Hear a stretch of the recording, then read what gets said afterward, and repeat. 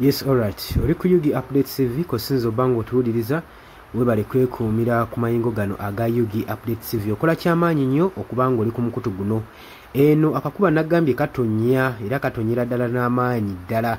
Mukama Katonda akatusobozesezza okubanga akatuwa olunaku olwaleero. Wammwe simanyi mbeera ki gy'olimu yonna gy'osinza bango tuwuliriza naye era okola kyamaanyi nnyo. Muhoozi Kayine Lugaba asinzidde ku mukutu gwe ogwa Twitter n'asindikira amagye agali mu Democratic Republic of Congo aga UPDF obubaka obuli strongo. Agambye nti no mpulira ebiri mu ngambo nti amagye ga UPDF gagenda ku withdrawinga okuva mu Democratic Republic of Congo oluvannyuma olw'okubalukawo obutakkaanya wakati wa Felix Tshisekedi saako n'eggwanga erya Uganda. Baga nti gavumenti abamu bakuba officers abakola gavumenti ya Democratic Republic of Congo balinamu obutakkaanya n'aba officers mu gavumenti ya Uganda. Engambo ezitoezitiŋŋana naye agambye nti nno avuddeyo n'asindika obubaka ng'abusindikira amagye ga UPDF. Bubaka ki? Oli ku Yugi Updates TV ko sinzo bango tuwuliriza gwagala tutwenga kukkirira wansi waliwo ekigambo subscribe kikoneko obeere nga otweyungako ddala bulungi nnyo. Mwe abali mu diaspora e Bulaaya batumiddeko nnyo mukola kyamaanyi nnyo okwekuumira ku mayengo gano.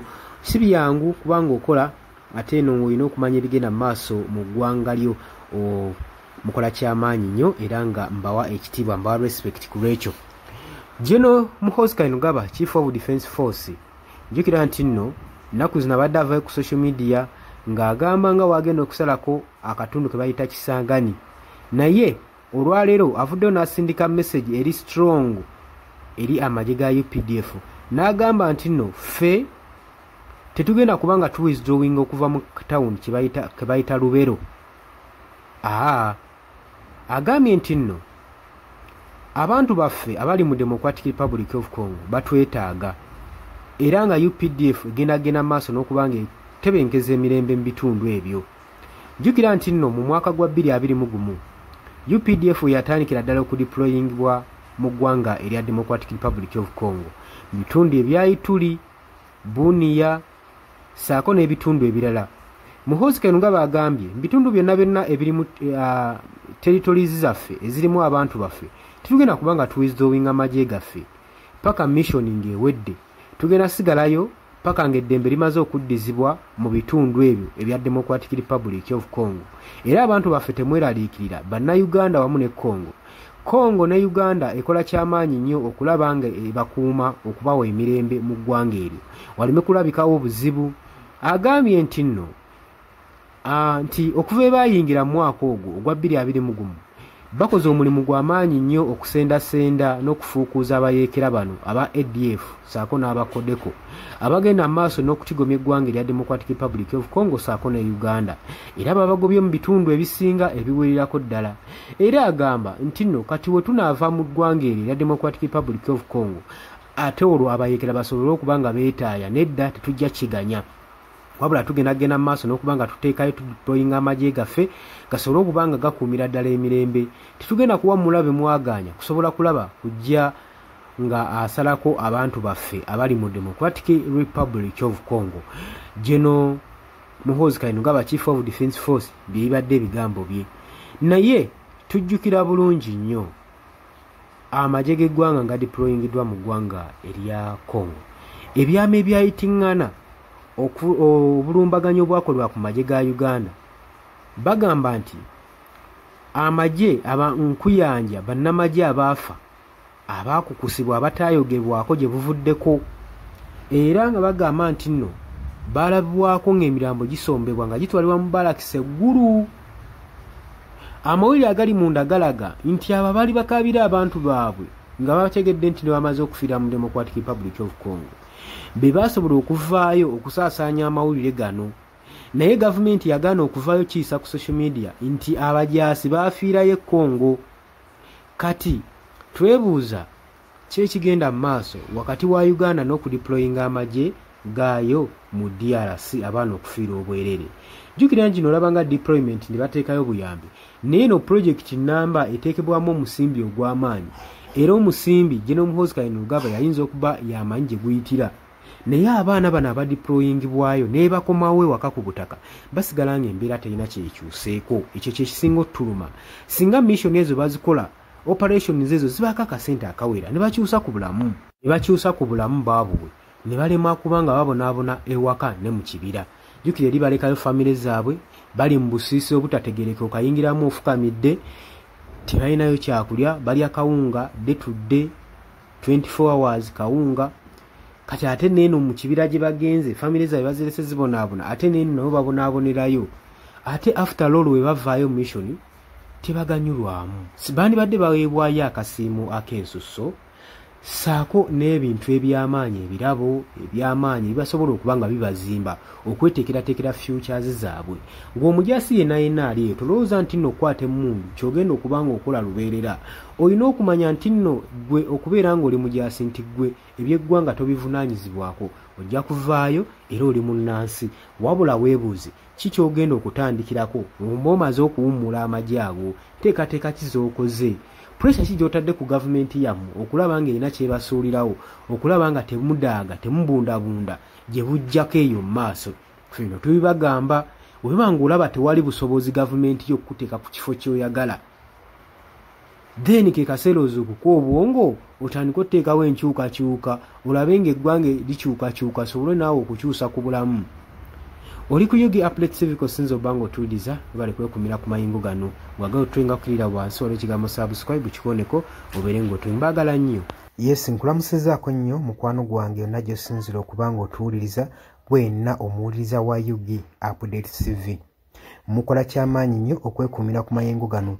Mwe abali emitala w'amayanja abali mu diaspora nammwe mbalamusezako nnyo sibeerabidde kubanga wemwe mpaji luwaga abayimirizaawo amayengo ga channel eno okubanga ekulaakulana n'okutuusa eddoboozi lyammwe eri abantu be muba mwagala libatuukeko bonna bonna. Abali emitala w'amayanja ye mbamenye ntya abali Qatar, Dubai, US, UK, abali mu South Africa, abali ku muliraano mu Kenya, Nairobi, abali mu Canada, abali mu Dubai, mwenna mbaanirizaako nnyo mwe bali kwekuumira ku mayingo gano aga Yugi Update TV.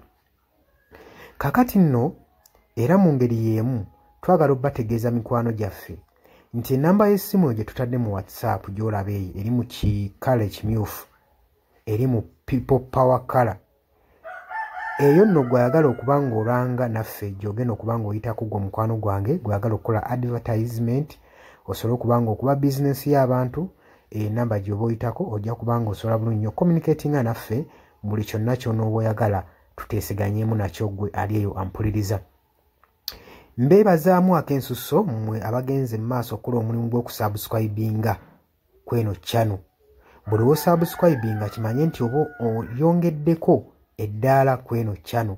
So mmwe mbeebazaamu ak'ensusso nammwe ababyagaliza ab'enganda bako n'ab'emikwano mbakubiriza okusubscribinga ku Yugi Update TV mukolera ddala ekintu ky'amaanyi. Weewaawo naawe gwe atanuma kubanga otwegattako nga oliko gwe atuwuliriza osobola okugenda wansi awo waliwo ekigambo subscribe n'okikoonamu ojja kuba ng'osobola bulungi nnyo otwegattako. Buli w'osubscribe nga kitegeeza oba ogenda kuba ng'ofollowinga buli kyonna ekigenda mu maaso ekikolebwa ku mukutu guno ogwa Yugi Updates TV. Kitegeeza ki nti gwe ayagala okuba ng'otufollowinga oba omaze okusubscribinga teweerabirako na mukadde genda wansi wali okoonene mukadde osobola okuba ng'ofuna notification message. Buli w'okoona mukadde wabeerawo ka notification message akajja akakulaga nti nno waliwo information erinkinze ku Yugi Update TV gwe mukwano gwange ali eyo mpuliriza. Ng'era we mbeebazizza ekyensusso nammwe abajja mu comment section mbeebaza mwe bajja ne mukomentinga ne muteekako endowooza yammwe eri eggwanga ne mulitangaaza kubanga njagala mukitegeere. Lwaki mbakubiriza nnyo okujja mu comment section otangaaze omukulembeze ku kyekituufu kyateekeddwa okukola. Bangi tubalonda bulijjo ne tulowooza nti nno be basinga mu basinga.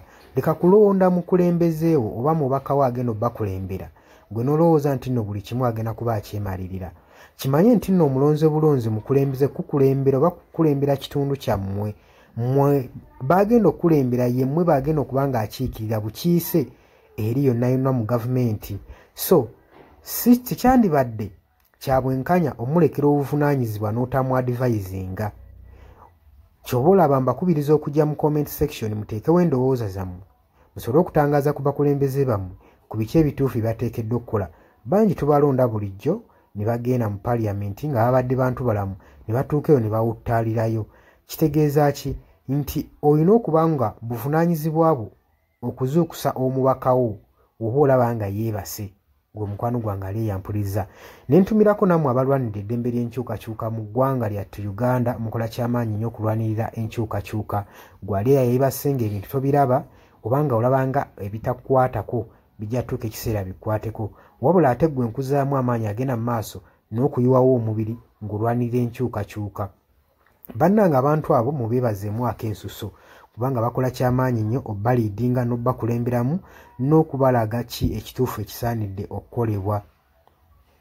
Mukimanye mu nsi bwe tuba tubaako bye tulwanirira oba bye tuluubirira, si lwakuba nti nno tukolerera oba abasinga bayinza olowooza nti omuntu ogenda mu maaso n'okuba nga alwanirira enkyukakyuka alina bye yeeyagaliza nga ye omuntu.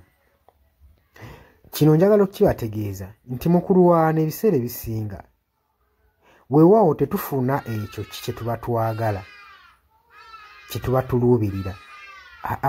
Naye okulwana tusuubira, wano mu kulwana tuba n'essuubi nti tusobola okufuna ekyo ekitugwanira. Kati naawe mukwano gwange ali eyo alwanira enkyukakyuka, kino kankikutegeeze, wandibanga nno oli eyo olwana nga tumanyi ddi ogenda kifunamu, weewaawo oyinza obutafuna ekyo ky'oyagala, naye osobola okufuna ekyo ky'ogwanira. So tulwana olw'enkyukakyuka nga tulwanirira okufuna ekyo kye tugwanira.